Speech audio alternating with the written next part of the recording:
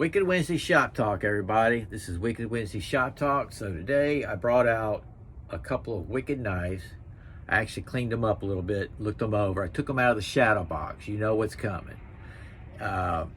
These are my Kempo knives. At one time I had 14 of the Kempo 1s I'm going to show you, and I had 10 of the Kempo 2. Now I only have one Kempo 2, and I have two new unused Kempo 1s, and then one that I work out with. That's the one I've had since 1996. That's when this one, the Kempo 1, was introduced, and the Kempo 2 came out in 1997. But this is the Kempo 1, brass pommel, lanyard hole, brass handguard. There's the Kempo crest, this is mahogany wood. It's a 420 J2 steel, I want to say, with a satin finish. Very hefty. This is a big boy. This is a rat tail in here, a rat tail tang. That makes it a little bit lighter back here, more weight to the forward. It's a fighting knife is what it is. It's not for batoning. It's not for throwing. I throw that other one. It's not for throwing. I just have. I always have. Okay? Love this knife. This is the Kempo 2. Here's the sheath. I don't know if I showed you the sheath here, but I'm fixing to show it. There it is. There's the crest. Fantastic leather work. He actually puts the strap on the right side, on the correct side, so it doesn't cut it on the blade. This is the Kempo 2. It's also the 420 J2 steel, satin finish. Look at that. This is black micarta handle. There's your lanyard hole. This one is full tang. This is a big boy. It's hefty. Very hefty. This is a fighter's knife. Now you can go and get, and it's not expensive, you can get the Gil Hibben Alaskan Survival Knife, and it will look just like this. I know, and I know somebody else that knows, there is a very, very slight difference. You have to really look at it. You probably have to measure it. There's a little slight difference of where this is at. Other than that, exactly the same. So if you want it, you're gonna have a hard time finding this. This is more rare, hard to find than the Kempo 1. The Kempo 1 pops up every once in a while. But that's the Kempo 2. Okay? Now, I started Kempo karate in 1972 in Miami. I watched Billy Jack was released, and I watched it 3 times in the theater. 1972. Wow, it's a long time. What is that? Over 52 years. And I wanted to take it. I asked told my parents that's what I want to do for my birthday. So I checked out some schools in this hard section of Miami, and I came by this Tracy's Kempo Karate. I started with Tracy's, and went through that system. I moved to Orlando and continued my Kempo karate training with the Ed Parker system. And then I met some people and got into some other stuff, you know, the judo, the wrestling, all that stuff. And so when I opened up my school in 1989 in Orlando, there was only like 8 schools. There's one on every block now.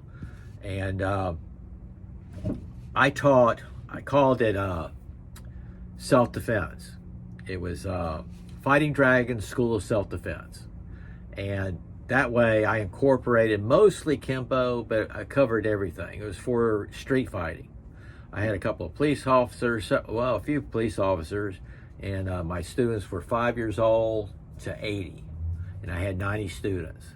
Yeah, it was an awesome experience. I absolutely loved it. I loved teaching and sharing. When I opened up my school, my instructor and fellow Kempoist gave me this as a dojo housewarming gift. This is the Gil Hibben claw knife. Check that sheath out. Check the belt clip. Okay. Snaps right in there.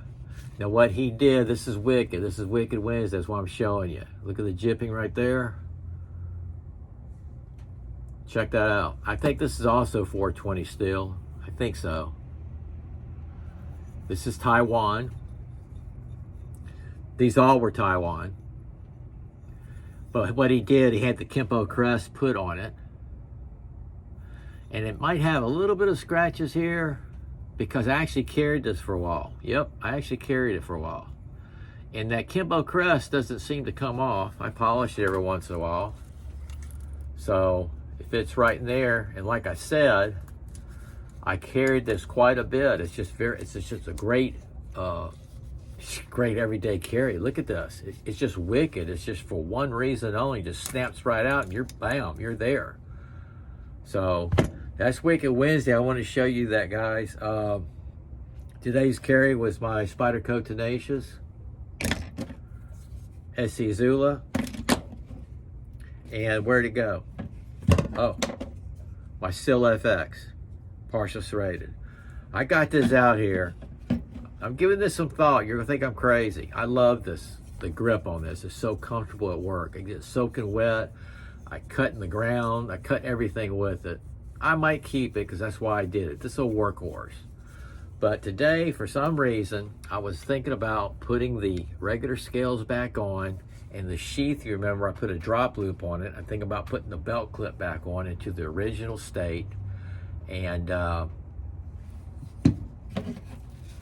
carrying this because I took this into work too today, and it's so comfortable what I did here. It really is. This is the Ka-Bar Becker BK18. I did the custom micarta scales.